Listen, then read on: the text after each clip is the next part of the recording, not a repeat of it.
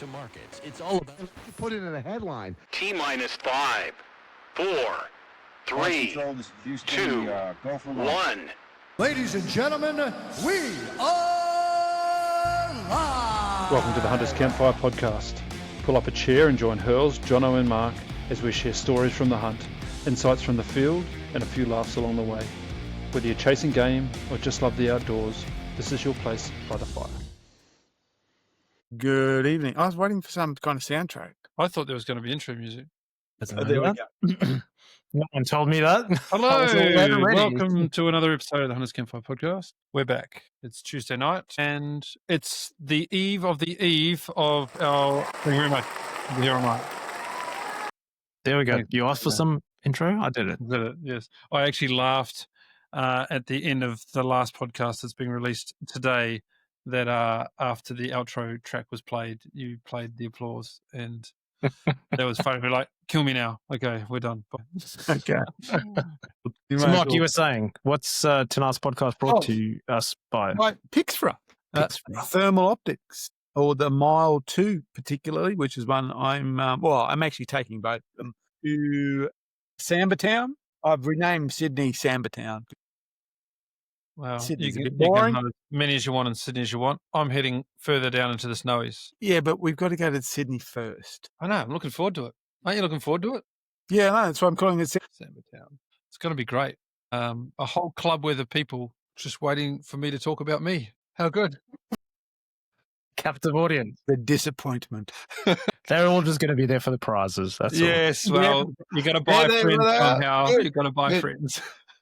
There's some good prizes too. It's what the some excellent prizes, and yeah. the O-lights, they're there for the prizes. Yeah. I hope they make some coin off the raffle. Whoever wins the binos should shout Jono a beer, because at some point in time we realise that we've given away his binos. I've come to realise that. You can give them. Well, The sacrifices are made. well, maybe they'll swap your soirees for the binos afterwards. Don't know if I can do that. Man, it's a bit hard to please. Suarez is Suarez. Yeah, but they don't tell you how far they are away. They're old. They're old technology. Who needs those things? Move on. Yeah, Swaro Schmaro. Okay, so tell us more about Pixfra.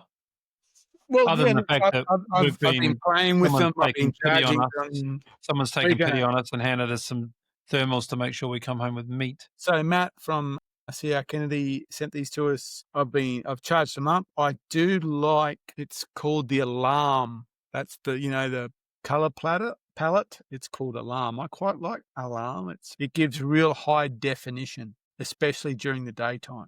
So when you're looking at things, it's like you're looking at a image, like a photo in monochrome. It's got that really high definition. I've got a question, actually. Because I kind of thought about the thermals. Most of them look great at night. Wasn't that the point? It's just because you can't see, so anything you can see, this is fantastic. But actually during the day, getting that clarity during the day was actually quite impressive. It was real. And there was one of my neighbours was in his backyard and I could see him. But here's the voyeur side. Nothing And worse. his wife was in the Nothing worth bathroom. seeing. There's nothing worth seeing, but I could see the heat signature. That was the important. Yep. So my question is, Okay. the different color palettes Yes. in a thermal, what is it like if you're colorblind? What do you see? Is it just monochrome? Is No, every I don't color palette care. monochrome? I don't care. I'm over the colourblind issue. I simply don't care. I can tell you right now, I can see all the colours. They're I just the just same don't know colour. what they are. Okay. Well, you do because it says red. Whoa. Okay, So when there you go. when you go through it, it goes, black hot. Then it says white That's what hot. you're talking about. And then it does that Ooh, one. I think that's it's not called new technology. iron. The bright red one is iron, I think. And then it goes to alarm. And it's got a couple of others. And I like alarm. It gives you really good clarity. Of course, it'll be different when we're in the frigid south. Basically, anything warm will probably light up. I've been trying to convince myself that it's not that cold down there. Yeah. I look at the weather every day, and the temperatures in Toowoomba are colder by a degree or two than the temperatures where we're going. No, they're not. And then when I spoke to them, a conversation with one of the boys down there and he said, remind me you've got to fuel up here because you need to get alpine fuel Yes. so it doesn't freeze. Yeah. Don't you worry about that. I don't know how you can say it's the same temperature as Toowoomba. I don't know what you're looking at. If you look at Rockton, New South Wales, Rockton. it's -5 on. Oh, that's cold. Yeah, it's not -5. It's Yeah. -5 on Friday, and it's not -5 in Toowoomba on Friday. Well, I mean, I'm comparing day by day, not the future. Who looks at the future on a forecast? I mean, it's called forecast. I only look when we're going. That's why it's called. Yeah, I've been looking at that, but I've also been looking at the temperature here and the temperature there at the same time. I think you're looking at the wrong place if you think it's the same as Toowoomba. I really do. Well, maybe. Because I'm looking at Rockton, New South Wales right now. As I have been, and my recent searches, Rockton, New South Wales. And right now it says Wednesday, as in tomorrow. I know that's into the future, but it is Forecasting. Yep. is 12 and -2. So what's the temperature in Toowoomba tomorrow? Well, it's not 12 and warmer -2. than that.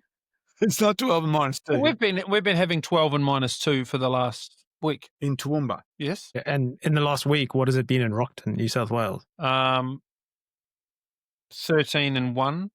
Okay. 15 and -2. Toowoomba tomorrow is 8 and 20. Well, that's tomorrow. That wasn't last week when, Oh, stuff off all of you. It's going to be cold. All right. I've been talking myself into it. It's not that cold, though. It's -2. We'll get over it. Yeah, So we have on Friday of the first day of the 1st of August in Toowoomba, it was 5.9 and 16. On Saturday, it was 2.8 and 11. On Sunday, it was 3.9 and 13.7. Monday was 6.2 and 19.6, and today it was 8.3 and 20. Okay? I don't live in Toowoomba. He doesn't. He's like higher up. That's right, because you're like in this Arctic bubbles. And if we look at Rockton, I can just tell you the temperature of my house when I go outside. Okay, here's the Rockton daily summaries: 1.4 and 8, 3.8, and so yeah, that's a touch colder. All right, I get it. All right, it's a touch colder. Right. Yeah, Make sure you got your thermals. Friday is 11 and -5. That's Friday. They all arrive on the courier tomorrow. Yeah, looking forward to that. Just in time. Just in time. And the other thing is that the felt temperature's always like in Rockton. Yeah, what's the wind? Yeah, maybe I was referring to the feels like temperature rather than the real temperature. Yeah. So yeah, it's going to be cold. Yeah.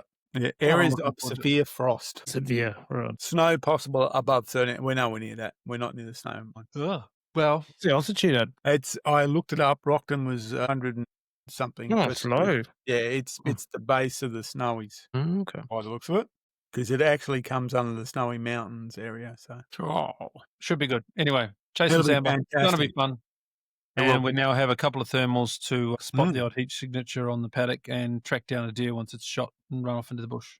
I actually watched a really cool episode of Clark Boys Hunting the other day. Clark Boys Hunting are a Huntec-sponsored crew out of New Zealand. Oh, okay. And very similar brands to what we use. Oh, okay. But anyway, they were trialing out some pulsar thermals, the binocular versions of pulsar thermals. And it was really cool how they were using them. I mean, as you would expect, they weren't using them at nighttime, they used them in the daytime, but they were able to glass the faces across. And as he glassed across, it was like deer, deer, deer, deer, deer, chamois, and decide, what was over there. And then they were able to glass down the gullies and that sort of stuff. But then they shot a couple of meat animals and they both disappeared into the bush, and how they managed to track the animal with the thermals was pretty cool. So, I thought that was pretty good. They were able to find this thing that was lying in the scrub that they probably wouldn't have found otherwise. Good heat signature on it for search and recover. Yep. I remember in 2019 in the UK, they were using thermals all the time even then, and we were in a particular place and you could see the fallow buck. You could see the antlers and everything. But that's interesting. But when I tried to see him with the binos, must have been still in velvet. When I tried to see him with the binos, would not see him. The ones we saw with the thermals, when we were playing with thermals a while ago, the antlers were just empty space because they were there's no blood bone flow is dead, no heat. There's no vein or anything going through it. It was just a void, which was quite a cool color palette to look at on the black night. It was pretty good. Yeah, I saw in the UK they were using thermal drones to do deer counting, to see what the herd size was like, and they had footage of just literally, I think it was herds of up to 200 fallow just on these thermal drones, using those for the numbers. It's pretty cool. Pretty cool. Yeah, this was during the day too. That was winter daytime in England, so it's quite pretty dull. cool. I remember they could see it, and as soon as you're trying to glass it, just could not see it. But in the thermal, it was there. So we might experience in a few days. All right, cool. It's so quiet here. I can hear the ringing in my ears. It's probably not a laughing matter, but it's too late now. Too many guns going off next to you. Too many, and it just is a thing. Yeah, too much motorbikes, too much Alpine stereos, too much of this, too much of that, too much of everything. Yeah. All right, very good. All right, what else has happened this week? Anything of interest? Well, I spoke to a guy called Mike Arnold from Mike Arnold Outdoors, who's a writer in the US, in Georgia. He's written 2 very interesting books, one about bringing back the lions, which is about the conservation effort of rewilding with lions in Africa, and also bringing back the wild, which is a more global look at rewilding in Africa. The reason I called him was, as you said, I'm starting to think about writing a book, so I'm reaching out to writers that I like and asking them questions about these processes. So if you're looking online, look for Mike Arnold Outdoors. Very intelligent guy. He's actually a professor of genetics, and the kind of the hunting thing, I wouldn't say it's his side hustle, but it's a big part of his life. But that's his professional life is a university lecturer. And so obviously he's very interested in things like biodiversity and biology. Spent a lot of time in Africa, Mozambique especially. And nicest guy you ever met. Couldn't be more helpful. Fantastic. So have a look at Mike Arnold Outdoors. Got a smallish Facebook profile. It's more of a website-based thing. And his 2 books. Very good. Very good. So that's the research. I found this book the other day. Amber Hunter. Oh. Who wrote that? Lou Curvy. Yeah, anyway. I've been just brushing up on my Samba language for this week. Anywho, moving on. What else? Anything else happening, Mark, from your side? No, other than getting ready for the road trip. Any new gear testing? Yes. Well, the big piece is the BRX with the Steiner scope. This will be the first time I've hunted with that particular outfit. So, Minecraft gun. Minecraft rifle, but with the scope. I have hunted with the Minecraft rifle before, but this is the time with the fitted scope. I went to the range, got it zeroed at 100 and 200. I'll get it not zero, but working nice at 100 and 200. Got one of the range officers to come over and had a crack at 300. Was doing pretty well. Got the drop right. So pretty happy to take a big fat Samba out to 300. Nice. Though I'd like to take them at 30, but that's just how I like to do it. But if the opportunity's there, we'll try and put something with legs on it. The 150 grain seem to be flying very nicely. So, yeah, I'm looking forward to seeing how that rifle performs. And, of course, the thermals. That's probably the 2 big pieces of kit that I haven't tried yet. It's good. That's it. Don't forget your blaze. Yeah, well, I already packed or down the pack. Got the Mark Hobbs' blaze beanie. Oh, they're the best. Yeah, good one. Got a blaze beanie, and I've got a blaze vest. I've also taken a blaze hat, but I don't know if I'll probably wear that, or I might wear it over the beanie. Oh, if it's anything like Toowoomba, you'll be right. I might get taken by a polar bear. Shorts and t-shirt. Yeah. All right. That's cool. What about you, Ian? What are you trying out on this trip? I don't have a whole bunch of new stuff other than I say that. I've put the Eliminator 6 on the Lupo, so I can, when Mark sees a deer at 400 meters that he doesn't want to take, I can take it out. And I've got the full field, as we've spoken about already, on the 7mm Rem Mag. So they're the 2 new bits of kit. It's really just the scopes on the rifles, but they're on now, so it's point and shoot sort of stuff now. Pack's the same, rest of the gear's the same. Probably the only other thing I hope not to be trialing out, so to speak, but thermals. I'll be using thermals, which is not normal. And not the thermal images. No, I'm talking about clothing, puffies, puffer jackets, and merino style stuff. Yeah, I'll be top to tail in my Toowoomba casual wear. That's about it. No, nothing else too much. I'm just looking forward. I'm actually really looking forward to the club meeting. It's going to be fun. Yeah, that's it. Interacting with a group of guys down there and having a good old chit chat. and Helena Kunter's origins out of Greece, and I'm sure they know how to cook meat. Big fan of cooked meat. So, And for those who are listening, we are going to try and record the event, at least parts of it. We have every intention. and the 10-hour drive down. The We might have to stand up a website for in-car karaoke just so that you can tune in and sing along. I thought I'd find a big hat and so record some kind of, hokey folk wisdom with a big hat sitting in the car. Oh, maybe, yeah. Some guy with a big hat tells you all Big sombrero. Lots of thought bubbles being recorded on the way. Some might get posted live. We're not sure. We may or may not stop in at the Pie Mechanic. We're definitely stopping in along the way to see our buddy Blaine, drop him off his Hunter's Campfire knife on the way because he's bought a knife. Oh, okay. So we are going down to New England. We are we're definitely not going any other way. Which other way would we go? New? No, we're not going down the Newell to Sydney. Okay. We'd be going back up the Newell from Canberra. I thought Newell to Willow Tree and then converge. Okay. Nah. Yeah, I would have thought New England, but yeah. Mark, you're probably more used to these long drives, but yeah. We'll be coming up the inland route back from Canberra. We won't go through Sydney on the way back. Anyway, enough about the logistics. Speaking of the Hunter's Campfire knife, they are here in stock, running out fast. I may have accidentally ordered more than I thought. So we have some spares. Not too many spares, but if I told you that we'd run out via email and you're listening to this, we have no longer run out. We have a few extras. So hit me up back. I've deleted your email. I'm sorry. I replied first and then deleted your email. See, thy name is a Hunter's Campfire. That's right. Do you have any knives? No, we don't. I'm sorry. Check back another time. Goodbye. Delete. I don't should have put subscribe here. And well, if I had the technology, mate, I would have done that. Yes. Hang on one sec. Hang on one sec. No, don't make a note. Don't make. No, I'm not. Go. Why are you phoning me? I'm just ringing. Hello, tech support. Can you fix our website so that we can have subscribers? Thanks, mate. It needs to give you a ticket. Yeah, I can log a ticket for that. Yeah. You log a ticket. I can do a subscribe here. That's easy. Great. A good use of the Mark can newsletter. I could do. With your Eliminator 6, because it basically does all the thinking for you. With your Predator 8, you've actually got it set to those lovely little stacked dials in there, haven't you? It's called zero stops, Mark. Yeah, but you got multiples. You got 1, 2, 3, 4. The dial. So, are you using those dials when you're shooting? Absolutely. Okay.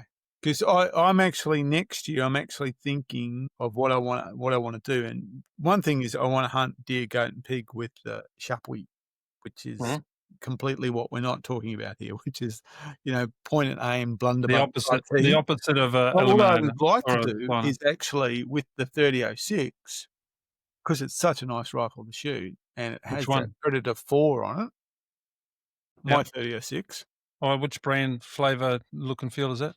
It's a Tikka, the old Tikka, with the custom stock and custom everything else on it. I'm actually thinking I want to set that up and you have that as a dial-in rifle, just for so handy. Yeah, you know what? I had a rifle that had zero stops before, and I didn't really make a whole lot of use of it. But now I'm using the LRFs, the Steiner LRFs, because it's so much easier just to range stuff. And not that it was hard before, but I had binos, then I had a rangefinder, then I had a rifle. You're just kind of juggling shit. Now that you've got the binos and the LRF, and they've been out a long time now, so it's not exactly new tech, but because every time I'm glassing, I'm ranging, I know what stuff is, and I find that the zero stops are so much more useful. You just kind of know what's going on. And even in the video, you'll see Red 3 when it comes out, there's a lot of talk with Lawson saying, hey, just range this, range that, because I'm mindful that I've got the 1, 2, 3, 400 meter zero stops dialed in and in place, so I can just adjust. The only thing is, and I think I spoke to you, I think I rang you and said, you did. You asked me about what I was doing, but because I had 300 meters and I had 400 meters, and obviously if it was 350 meters, it wouldn't be exactly halfway between the stops. No, my feeling is it drops off a lot quicker at the tail. At least a 60-40 mix. Yeah, that's right. Yeah, if not a bit more. If not 70-30. But they're the sorts of things that you learn over time when you go to the range. You can have your 3 and your 400 meters, and you know that to dial it to 250. If it's 8 clicks between 3 and 400, it might be 3 of those 3 of those clicks to get to 350, and then Yep. it's more and more and more. So, but yeah, handy, real handy. At Belmont, you can go out to 500 on the metal. You can't, you need a spotter to see if it's so, and that's 500 meters. And whilst the Predator 4 doesn't have multiple zero stops, it'll just be, it would be just counting and recording the click elevation. Yeah, no different. Yeah, I'm assuming I'll have enough travel to get out to the elevation of 500 meters. Yeah, you should. Yeah. And that's not. Yeah, if not, you can actually adjust it so it gives you more travel. So that's it. Yeah, that's the way that people have done it for years. They put the dope card on there and just that's it. Adjust the suit. Having the dials is just a quick 3 to 4 done. Because I actually quite enjoyed shooting out to the 300 with the and having a spotter. Well, my other local range has got out to 1,000 yards. So when you're ready to stretch it, we might book a day in down there and invite a few people along and stretch the legs of the rifles. That'd be fun. That'd be great fun. 3006 is good. Definitely a lovely rifle to shoot, and it's it's great in that position. That's what I'm planning to do next year. Cool, very good. Jono, how's the back? Are you coming to Buffalo camp yet? Or are you still on the fence? Buffalo's looking good, so I have the physio's approval to start exercising again, so that's good. I can't do any load bearing at this stage, but I can start exercising again. So from tomorrow, I shall be starting training again. So yeah, hopefully everything's on track. Right. Well, for the dozen people that think they're going to get a call up, I'm sorry to disappoint you. Jono is still on schedule. On schedule at the moment. Yes. Yeah, but don't wipe the dates out altogether. I'm sure you know who you are. Okay. I don't know who they are, but if they're hopeful, they're hopeful. It's got some keen punters in the background. Eh? It won't be the first hunt we've had a call up late. Yeah. That's true. Yeah, even Samba. Jono's dropped out of Samba. We've had a late call up. Who's joining us? That's right. Graham went to all the trouble of having an appendicitis just to not go. Yeah, that was Samba last year, so we had a late call up. That was the territory. That was Buffalo. Yeah, it was Buffalo last year. Yeah, so it happens. It does, unfortunately. All right, let's move to some key developments. This is just stuff that's happened in the media over the last day for discussion. The Conservation and Hunting Bill, geez, it's still there, but it's obviously getting closer and closer to the day where it's going to be decided because it's picking up big time. You see there was a thing on the socials today, some random clown quoting John Howard again. He gets rolled out, doesn't he, every time one of these things happen? Anyway, he sharply criticised the legislation, calling it a government-funded gun lobby, and it would undermine Australia's stringent post-Port Arthur gun laws. Well, maybe they shouldn't have been put in place to start with. Well, no, it's just roll out the usual. Yeah. It's playing on emotion. First they went through the danger to people in the parks. Now that's being squashed because there's no evidence whatsoever. So now it's danger to the wider community. That's all they've got to go by. And they've brought out a family member from Port Arthur to plead, all of that sort of stuff. But if you actually look at the legislation, there's very little to do with gun laws in the legislation. Yeah. So anyway, that's it's going around in circles. It still seems to have enormous support inside the halls. So let's hope they get it done and dusted. Let's hope. But that's what we're seeing now. We're seeing the typical, what can we throw at it? It's an interesting, it's actually really counterintuitive in that we know that to make better drivers, you license people to drive and you put requirements upon them to be, and that we accept that the reason to do that is it makes people better drivers. So you would assume that by logic, to regulate hunting would make safer, better hunters. No, sorry, don't like that. That logic no longer applies. Incorrect. Bad. So but it's just, that's all it's doing. That's the whole problem we're dealing here with, is that we're not dealing with a logical argument. It's not like so many people have been hurt, so let's not increase the potential for harm. No one's been hurt. And what else can we do? And away we go. As you said, nowhere else would you say, please don't volunteer, please don't participate, please don't do these things. We don't want you. When it comes to this, that's exactly what they're saying. Don't do it. Don't participate. Don't do it. Let us spend all this money to control these feral animals. Don't spend money. Don't help industry. Don't help local economies. We'll spend your taxpayers' dollars to control this. And I was watching one of the news, was doing an interview with the Country Fire Association down there in Victoria, who, there's been major issues with them. And the guy was saying, look, everyone here, where's the Green Party now? We're talking about fighting fires. They're not here. No. So that's what we're dealing with. We're not dealing with any kind of logical argument. We're dealing with emotive arguments. Yeah, and they're just putting a whole lot of pressure on the Premier to reject it, so that those that support him will follow suit. Doesn't look like he's going to do that. Anywho, it goes on. We look forward to the end of it and hopefully a successful outcome. Meanwhile, in Victoria, they've amended the National Parks Act to allow seasonal deer hunting across another 130,000 hectares of public land, including parts of the Snowy River and Erindundra National Parks. Someone will know how to pronounce that. So it just rolled out in Victoria, no sweat, all good. Oh no, there's been plenty of sweat about that one. Again, Oh, there has? Oh yes, you'll get, you'll be killed. There's danger in the same. Oh well, that one. Same problem. Yeah. The decision has been welcomed by both the Sporting Shooters Association of Australia and the Australian Deer Association, who say they support regional economies and helps manage invasive deer populations. In 2023, recreational hunters harvested around 137,000 deer across 332,000 hunter days, with over half occurring on public land.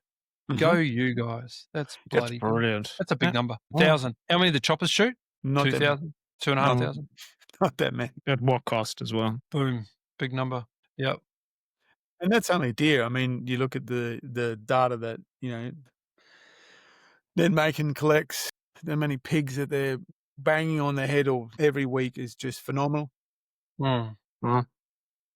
Just doing their job, getting it done. Well, they're the two key developments for the week. Hopefully, New South Wales gets the job done. Fingers crossed. Fingers crossed. Fingers, toes, and everything else. All right. Shall we move on to InFocus? Well, yes. So maybe we should introduce InFocus before we move to InFocus. Well, you'll learn about it if you just hang with us for half a second. InFocus. I think we talked about it a little while ago. One of the changes we're making to the format is that we have a number of people that we would like to talk to, interview style, short form interview, drop them into the podcast, something of interest for you to listen to. Well, we've recorded our first one with our good friend Jason Menzies. If you don't know Jason, he was on the podcast with us 2 years ago, nearly, and he's a Kiwi that's settled over here in Queensland. Was on a similar hunting journey to a lot of us, trying to figure out where to hunt in Queensland, and ended up down in New South Wales. Does a lot of travel back and forth to New Zealand, chasing sika and reds and the kawikas and the kaimanawas in the North Island of New Zealand. And not long after we interviewed him, he was diagnosed, oddly enough, through a routine work bloods test for his work. They just found an anomaly in a blood test that most of us don't get at work. So he found it, and he was able to look back a little bit and identify some of the symptoms that he'd been suffering from and put two and two together. But anyway, it was a conversation with Jason about post-diagnosis of type 1 diabetes and his road to recovery and manageability, and how he's turned his lifestyle around with health, fitness, and all things like that to get it under control. It's a great story, and all of those things have supported his hunting along the way as well. So we had a chat. We'll drop it in here, and we hope you enjoy it. All right, welcome to our first InFocus session. We're running these sessions with most of our podcasts now, where we like to have a chat with a guest that you might know and just deep dive in on a subject that we think is important to us, health, our hunting, and all the things that go with it. So InFocus today, we've got Jason Menzies. Welcome back, mate. It's good to have you here. Thank you very much. It's been a couple of years, I think. Yeah, it has been. Yeah, you were on one of our early podcasts, and geez, a lot of life has happened since then. Definitely. Yeah, it's been a big one. So before we kick off into too much of it, you're out there, you're busy. I see you've been out on the bridle trail the last couple of days. What's the story there? Yes, so just spent the last 3 days with the missus doing about 160 Ks over the 3 days. So it's the Brisbane Valley Rail Trail, which pretty much goes from Yarraman right through to Ipswich. So we spent the last 3 days kind of exploring some of that area, a bit of red deer country through some of that area as well. So it was pretty cool just kind of finding out a little bit more history about the area, and stopping off at the little towns along the way. Oh, there you go. Not quite what I thought it was. And we were just talking before we started. I did a bit of mapping on you're calling that the rail trail. The bridle trail, I think, uses components of the rail trail, but the bridle trail is the trail that runs from the top of the country all the way to the bottom of the country. Yes, so this is the old The rail trail. rail trail that went from Yeah. Yarraman all the way through to pretty much Ipswich there, and yeah, it was. I think it was decommissioned. Well, they built it back in like the early 1900s, and I think it ran right through to about 1988, and then it's been decommissioned, and now it's a rail trail, which is pretty popular to check out the area. So have you finished it now? Is that the 3 days? Yes. Yeah, I noticed you had a chilly morning out there the other day. The social media had you rubbing your hands together first thing in the morning. So It was icy cold. Yeah, well, you might go and look up the if you want a bit more of an orienteering based activity, the bridle trail, which runs, like I said, from the top of the country to the bottom of the country. There's a section that runs from Blackbutt Yarraman area all the way through to Killarney. That's like this one section in the book, and you're basically following written guidelines, but it tracks its way through the likes of Estdale Station and places like that on gazetted roads that run through these farms. Yes. So all of the farmers know that it exists, and there's phone numbers. You can ring them and say, "Hey, I'm on the trail. I'm coming through." They provide campsites and water points and that sort of stuff, because it's designed for people that were on horseback. Yeah, but people do it on foot. People do it with their dogs. People do it on push bikes and all that sort of stuff. And I did it in a 4-wheel drive. It was a pretty cool experience. So yeah, check that one out. I'll send you some links. It's a pretty cool thing as well. A lot of history. Sounds good. Yeah, definitely cool to find out a little bit more history about the area. Yeah. So hey, let's jump into some health stuff. So after our conversation a couple of years ago, you went through a big health scare, right? With and had a diagnosis with type 1 diabetes, type 8? type 1 diabetes. So pretty much bang on 2 years ago now. Through work, we get annual blood testing completed as part of our kind of health checks, just to see, like, it's an optional thing that we do. So every year I go through and get my bloods taken, and pretty much bang on 2 years ago, it came back with elevated glucose, or my blood sugars were saturated with glucose. So a little bit more testing, and pretty much came to a diagnosis that I was a type 1 diabetic. So 37 years old, bit healthy, and then next thing, diagnosed a type 1 diabetic, which was a pretty big shock at the time. It was because you feel, it felt so good, and then just all of a sudden, bang, with a chronic illness like type 1 diabetes. I knew very little about it, and so it's been an interesting last kind of 2 years. Yeah, and you've certainly, well, outwardly anyway, it looks like you're managing it super well, and health and lifestyle and all those sorts of things have come into play to help you with it. And you had a pretty cool result that you shared on the socials not long ago around the numbers. But before we get into that, quite incredible. Not many of us have mandatory blood screening at work. So this is not something that many people would have picked up on. Were there other symptoms that you were feeling?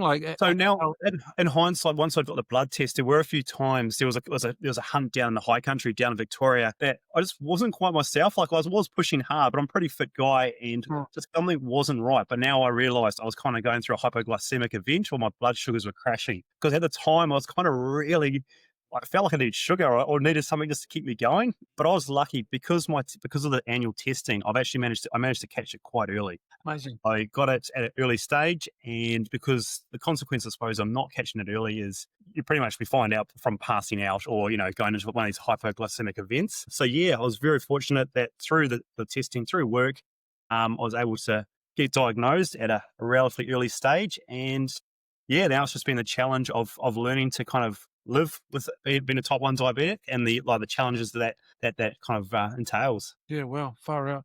And those challenges, many of us out there that, like, you hear about type 2 diabetes, these are things that are, often caused by obesity and those sorts of things. But type 1 is it's something that's obviously can creep up on anybody somehow. Like with the type 1, it's something that's always I've had.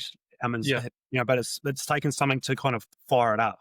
And then what happens is my autoimmune is attacking my pancreas. Yep. Your pancreas is what makes the insulin, and the insulin is what kind of is the pathway to allow glucose to go through from your bloodstream into your cells to give you energy to be able to, just kind of survive and get that energy you need. Of course, with my pancreas has stopped making insulin. So what happens is that my bloodstream gets kind of saturated with glucose, and I can't uptake it. And then you start going through a lot of weight loss, drinking a lot of water, urinating a lot, and then eventually you'll probably have a hypoglycemic event where you'll kind of crash and potentially pass out. So it's yeah, so now I have to, because I'm a type 1, I have to inject insulin daily. So yeah, there's quite a few processes that I've had to learn to kind of overcome. But yeah, it's quite amazing how resilient when I first got diagnosed 2 years ago, I was like, Oh, mate, the community was with you. As much as we didn't want to reach out, and it was a very raw time for yourself and those around you, I can imagine. But a lot of us were on the fringes, going far out. What, like how, what?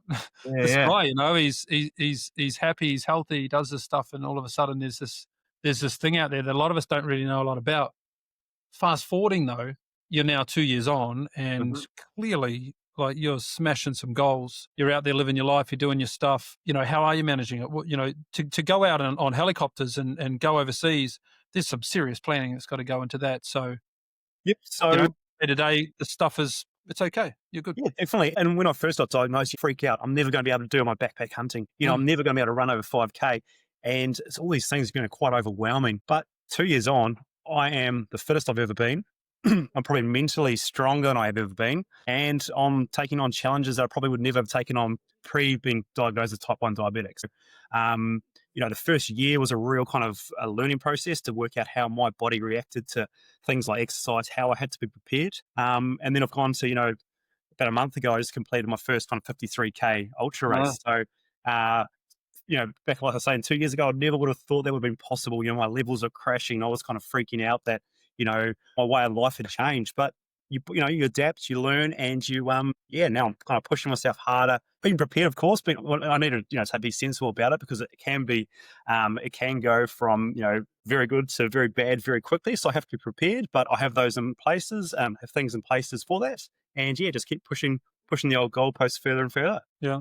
Unreal. So that's good. And you've been on a couple of trips to New Zealand since. Mm-hmm. I think not long after diagnosis, you had a trip to New Zealand. So you were pretty much into planning that straight away. The second one must have been a lot easier. Yeah, it is. And it's always just that little bit of fear in the back of your mind. What happens? What if? But as long as I've got all my things in place, all my gear I need for it, and I listen to my body, then I feel very comfortable now. I do solo trips again by myself, and I want to keep pushing that barrier further. So I'm actually looking for a 100K race early next year, which I'll do. And of course, a few backpack trips coming up. So I'm going down to Vic High Country for a month in October. And yeah, just keep pushing, but also at the same time, making sure I've got everything in place that I need, because I can't underestimate it either. Yeah. Okay. So let's then look at the running. So you've picked up running as I'm not even going to call it a sport. It was obviously something that was supporting the lifestyle and helping you get fitter. What helped you pick running? What was it about running that? It's hard. To be honest, it's hard. Running, I'm not a natural runner. I don't enjoy it, but it's hard. You don't enjoy it? No. I do enjoy once I get a race or something done. To get up every day and get those Ks in is hard. It's mentally tough. It's mentally a challenge. And that's why I'm enjoying it. It's just pushing myself to do something that I'm not really that passionate about. You're right. It gets the fitness going. The old mental health is amazing after a good run. And just want to push myself and see what I can achieve. So it's the running journey has definitely been a interesting one, tough but super rewarding at the same time. Yeah, and I think I've dived into the world of running myself recently. I have eyes on a 50K ultra. I'm not sure I'm mad enough yet to say I have eyes on 100K, but I think that comes pretty soon after doing your 50. It does. You look forward to it. Oh no! Look out! My brother was. He won't mind me saying. He was a 140 kilo man doing 100 milers, and his body was falling apart because of it. He was going to podiatrist trying to figure out why his feet were falling to bits. He was a number of DNFs because his feet fell apart on track. He just couldn't deal with it. His mind was strong enough.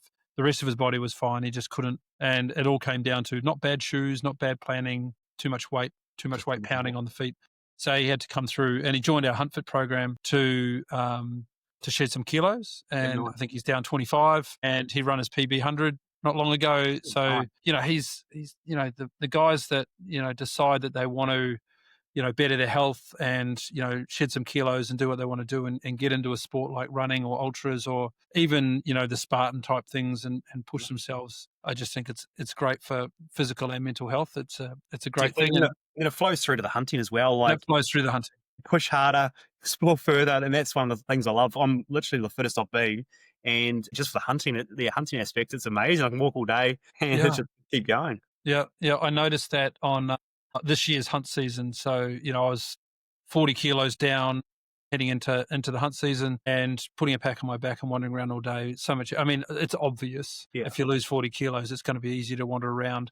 But I just had so much more energy. Mentally, you feel better. Everything about you feels better. So, encouraging people through this Hunt Fit program to be better versions of themselves, not just for hunting, but for their families and for those sorts of things. It boosts your self-confidence and all of that stuff that comes along with it. So, yeah, I'm certainly understanding what you're talking about. Different drivers for different people, of course, but running, I think one of the reasons why I wanted to have a chat with you was because I spotted you on Strava, which a lot of people use when they're running. And I was kind of watching how fast you were going and how long you were going. And, it's always good to be able to point at something and try and, I'm not going to say compete, but certainly model some of the efforts. That's what I'm definitely quite a competitive person. So I like that. Other people don't like the Strava aspect, but that's something I kind of thrive off, is seeing what other people are doing, what times they're doing, how far they're pushing it, because I'm that kind of competitive nature. And it's the same thing. I think they can do that. Surely I can do that, so it pushes me harder and it also makes me a bit more consistent on putting those Ks in. Because for me, I do need that. Like I say, I'm not a big fan of running. It's more now just that mental toughness to get the consistency going, to throw those big Ks down, keep going, because it's what you need to keep pushing that a little bit further. Yeah. So with the running then, what's a week's worth of miles look like underfoot? So just before my 50, I was doing up to 50 to 80 Ks a week. And now I'm just going to have to start looking at what kind of plan I'm going to do for the 100K. So I've got that about mid-Feb. I'll go over to New Zealand to do the Tarawera 100. Oh, you're doing that one as your first. You mad bastard. So holy shit! Not just taking on an easy one. Like people will hate me for saying this probably if they care at all about marathons, but people take on the Gold Coast Marathon because it's probably one of the easier ones. It's a bit flatter. It's a bit this. Tarawera is not that. It's like New Zealand's only golden ticket race, right? Yeah, it's a world known race. So might as well choose a good one. So I'm going to sign up the Tarawera 100. That's mid-Feb. That gives me plenty of time. But the thing is, I'll have to get a bit of a training plan in place, and then once again that consistency, just getting those Ks in week. Gives you goals.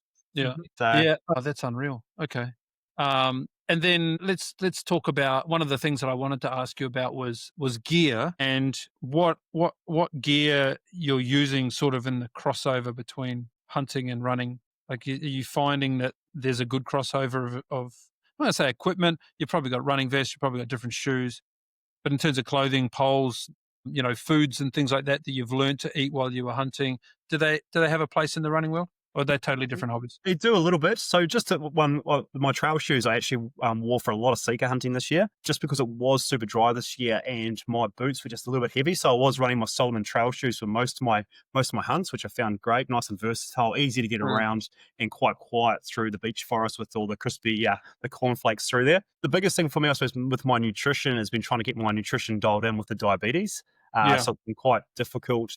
Constantly having to juggle what my levels are doing and then kind of fuel myself in relation to how my levels are. So it's kind of a constant, what I run, if you can see under my arm there, I've got like a CGM, so continuous glucose monitor. So that helps me kind of dial in my levels. And then for my running, I'm predominantly using gels to fuel me, and a few lies and bits and pieces. So it hasn't really been too much of a crossover from my trail running to my hunting. I will be getting some lightweight running poles for the 100K, but then I've got some different ones I run for my hunting as well. Yeah. Okay.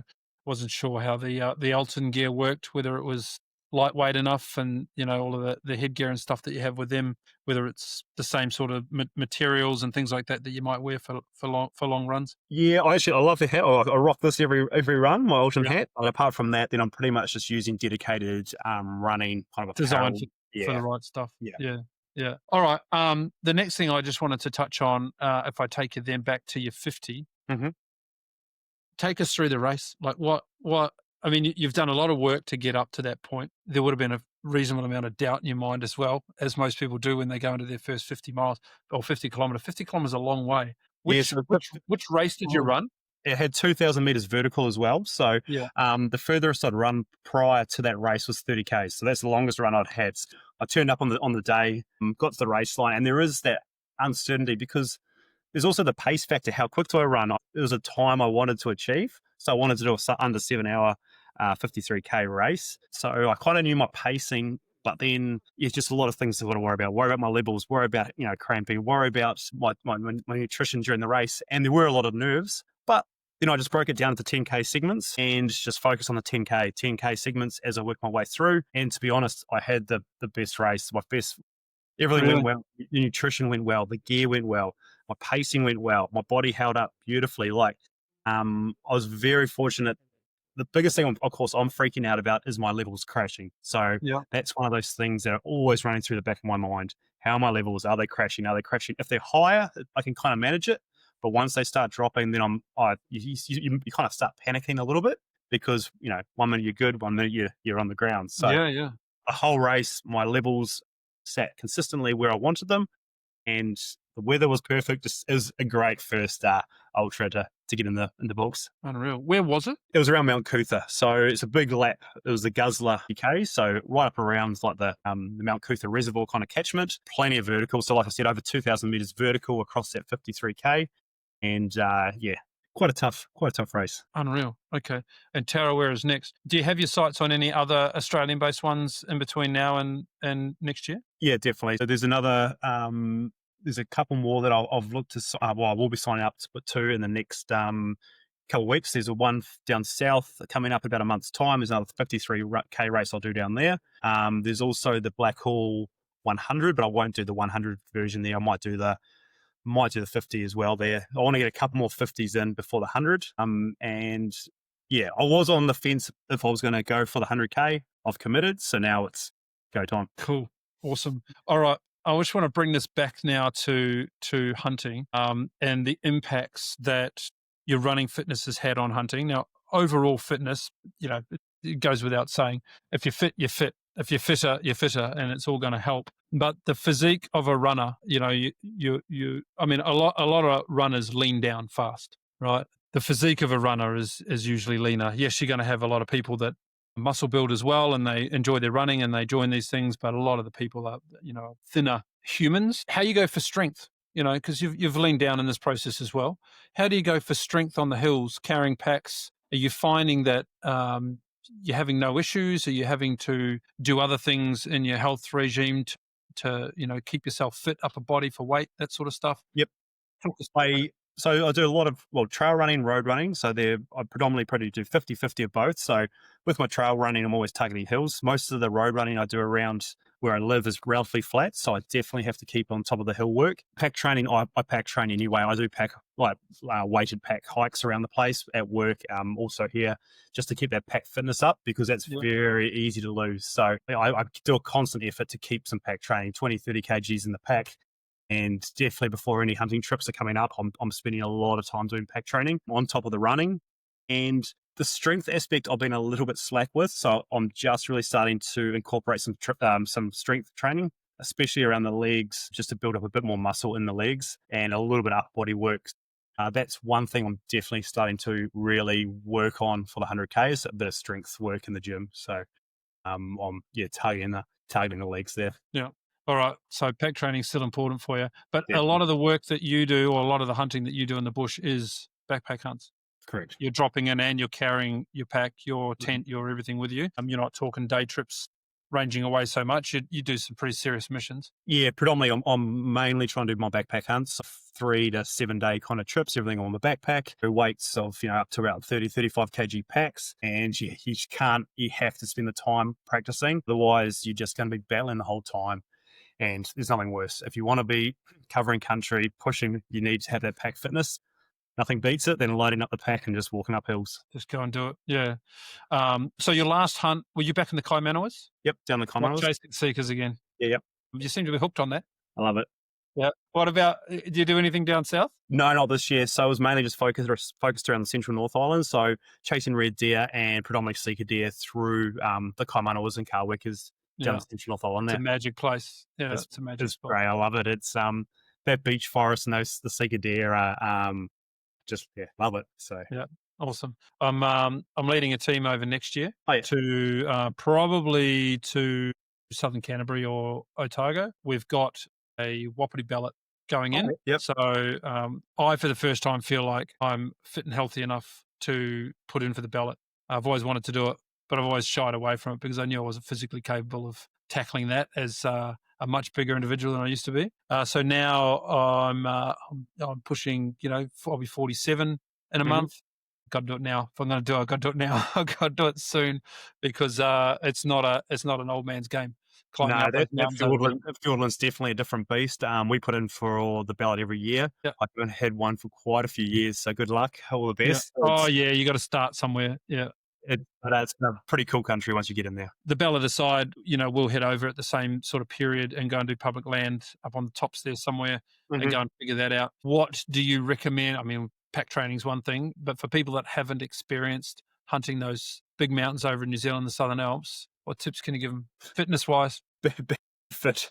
Doesn't matter how fit you are, be fitter.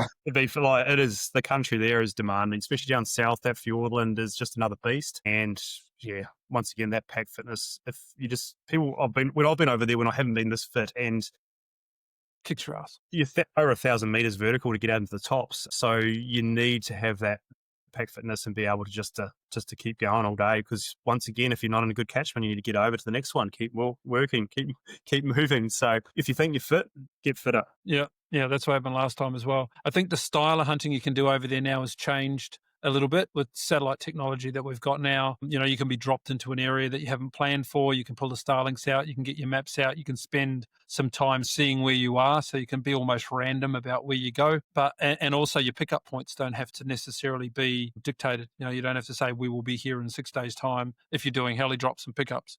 Exactly. I've done the same thing. I've messaged the chopper pilot where we've ended up, and they've picked us up. So yeah, and it's such a great way to do it. And I think we've all got access to that type of technology now, which makes it kind of interesting. But it also means that moving over to the next catchment is a thing. Whereas, before you might just stay in the catchment that you're in because moving to the next one means you've got to come back again because the helicopter thinks he's getting you here.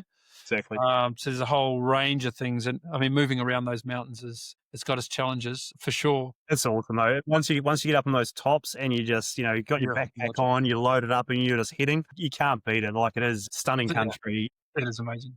Yeah, for sure. One thing I did want to ask, because we were just talking about shoes and boots and stuff before, using your ultra running shoes, and they're a different thing. I didn't even know there was a whole other category of shoes until I started running. I went to a dedicated running store and got a pair of Toppos that have done a great job, and I hadn't considered wearing them for hunting, but man, oh man, wouldn't they be comfortable? They're cool.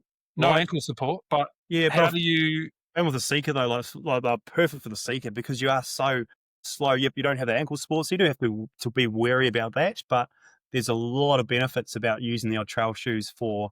They're so soft. They're so soft, and well, that's the whole point of them. They've got amazing sole structures in them, so that you can just pound them all day long. But still hitting over onto those mountains, it's demanding on your boots. And this is where the lowers and things like that come into their own because they're a very strong ankle supportive boot. I'm wondering whether there's a place for both. There probably isn't. Not down south. No, definitely be running your lowers or whatever your dedicated boots are, like those scree You fake. trash those shoes. Destroy. And the undulations on those downhills and things, you need some good ankle support. So I wouldn't even contemplate it anywhere down south. It was more just that Seeker country definitely lends itself for that kind of stalking with the trail shoes on. Yeah, awesome. Okay. All right. Well, now you're 2 years in after the life change. What's next on the list? Yeah, so just keep going. I'm heading down to the Vikai country in October, so I'll be chasing Samba down there on a few hunts down that way around Wild Deer Expo time down there. So head down there and then carry on running, get ready for this Tarawera, and then of course into the Rupt next year. That's kind of my goals. Just keep living a healthy lifestyle, keep learning about the disease and kind of working out what works best for me. And I suppose also trying to encourage other people as well. I'm pretty open about it. Some people, I suppose, can get diagnosed and, be a bit kind of closed book. I'm very opposite though. If anyone does have any questions or concerns or even something else health related, I'm more than happy to help where I can. But yeah, like I say, I'm very I like to help people about it and show what is possible. Yeah, awesome, man. That's a really great thing that you're doing, just educating people around it. You can see it's quite open. If you find Jason on Facebook, you tell your story really well in bite-sized chunks as you go from, thing to thing to thing on your socials. It's pretty cool to watch. So keep all of that up and we'll stay in touch over it. We're heading to Samba in 2 days' time. We're heading down to present to the Hellenic Hunters down in Sydney, and then we're heading down with them to a block in the Snowy Mountains. Oh, nice. So, yep, we'll get the royal treatment down there, no doubt, with all of their amazing cooking to go along with it. So I'm looking forward to that.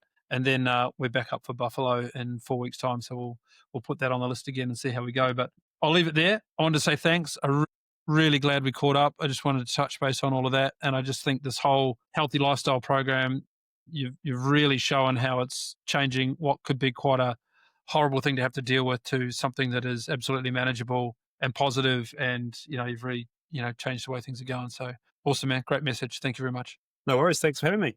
All right, buddy. Catch ya. Yes, yeah. Cool. And we're back. What did you think of that, Jono? Yeah, that was good. That was amazing. Fantastic. I don't even know what's happening. Jono on the spot. I was actually looking up because we first spoke to Jason before. Remember, we met him at that Toowoomba show. I'm sure of it. We spoke to him there, and then we brought him on the podcast. That's right. He was one of the that when we first did those rushed interviews at the Toowoomba show, which is strange enough being advertised.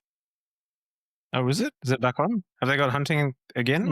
No, that show's finished. That was the camping and outdoor show without hunting because, You see, that's what happens when we attend. He was episode 32. There you go. Jason Menzies. We go. Top fella. Almost 100 I hope you enjoyed episodes the little interview we had for half an hour, and good on him for sharing. It's always good to have people put that stuff out there and let others, contact and get that sort of support if they want it. So good on him. We need to do more of those. I think this. I'm glad you enjoyed it. Yes, we need to do more. I think we'll do a couple down in Sydney with the Hellenic Hunters. I think. I can imagine so. Mm-hmm. All right. Anything else you want to talk about? No, I'm literally just looking at all our podcasts and reminiscing about the Queensland Adventure and Hunting Expo and what a disaster that was, but how much fun we had. It was heaps of fun. It was heaps of fun, and we made some good mates. Mark That's Hobbs, what I mean. It was a disaster, but we had so much fun there. We met Mark Hobbs there. He's showing us his rifle case, which we all now own. It was great. And there's Joey basically having a heart attack because I was making fun of him. So yeah, we're going to have to do more of that stuff. Good times. Well, the Wild Deer Expo is coming up down in Victoria in October. Yeah, sounds very serious though. It is very serious. It's a seriously good expo. Yeah, seriously good expo. When are we going samba hunting next year? September. Hunt camp. Would it not make sense to go in October? Well, no, it wouldn't. No, it wouldn't. I say that as a get back in focus, camera. I say that because after we've been hunting samba for 7 days or more, the last thing you want to do is stay there for another 3 or 4 days at an expo. It'd be better just to come home, have a shower, go back again. Give it a month. We can discuss. We would be authentic on the nose. Authentically smelling of definitely. We can discuss. There's other things at play here. There is. Much at play. I got to shoot deer with a blunderbuss. So that's going to take some time. Right, and there's this whole thing that's going to be out there next year, which is like Beretta's 500th birthday. Well, that's why I'm shooting with blunderbuss out of my 500th celebration. Quite keen to don the tweeds and come out of the lodge with whatever fancy gun there is and go back to a hearth and swill some whiskey and have a opulent hunt experience with Team Beretta. That'd be fun. If you're listening to us, I've planned this for you. If you're listening, make it happen, team. Make it happen. Well, it's a 500th birthday. God, what else would you do? You'd be chasing boars in Italy or something like that. Is what you'd be doing. They might be. I'm not sure if they will be there, but yeah. I actually saw. I was watching a James May special about Italy, and he went to Beretta, and he had some go. Had a few shots on a shotgun. Dare I ask? He went to the castle and all that stuff. That's amazing. Jono? What? James May, Top Gear. What? Hey, did you literally live in a cave? Sorry, I'm going to change my title to not the car dude either. How about what's that? James May. Never heard of her. What else we got? The Top Gear. That's yeah. Well, I know this other dude, Clarkson, because he's in the media with a gun and deer Yeah. population control. Apparently, he was on some car show as well. Yeah, That's the same but show. the gun was on the farm, not on the car show. Oh, that would have made that show more fun. Yeah, possibly. He was shooting with a very nice blazer, shooting, right. That beautiful rifle. shooting, deer at close range with a blazer. Yeah. Anywho, that is it. We're done. That's We're it. out. We're finished. Yes. Cool. Early finish is a good finish for me. I've got to get back to some work. It's not early. It's been like an hour and 15 minutes. Don't tell anyone. We pre-recorded that interview. Well, no, I do not believe anyone thought that was a live interview. Okay? It was never going to be live. It was always pre-recorded. Nobody thought that. Nobody went, We just had They're Jason actually sitting there waiting talking for us right to finish now. up. Wow, why didn't the other two fellas talk the whole time? No, that was never the case. And I No said it one was a talked. drop-in. It was a drop-in interview. Anyway, our good friends that are listening have been listening for an hour and a quarter. So thank you very much for tuning in. That is episode number 100 and... No, 30 or 30, 130. Hang on. 131, actually. 131. And we will talk to you from the road on the way to Sambertown. Oh, yeah, we're going to be mumbling all the way down. We will be. I'm Jono, looking forward to the check-ins and the rambling and the... play the outro. You're going to have to play. You're going to have to look after all the tech, Jono. That's fun. Are we ready? We're ready. Good night. Hit it. Why don't I ever get the intro anymore? Ka-ching. Good night, gents. See you Safe travels. later. Bye. Rightio, that's a wrap from the team at the Hunters Campfire. We hope you had a laugh, learned something useful, or at least were a little bit entertained. And you feel a little bit more pumped up for your next hunting, shooting, or outdoor misadventure. As always, a massive thanks for the support from our friends at SSAA and Beretta Australia. Whether you're out there chasing game, telling lies to your mates around the fire, or just trying to remember where you left your boots. Stay wild, stay curious, and for the love of all things blaze, stay safe, so we can see you back around the fire next time.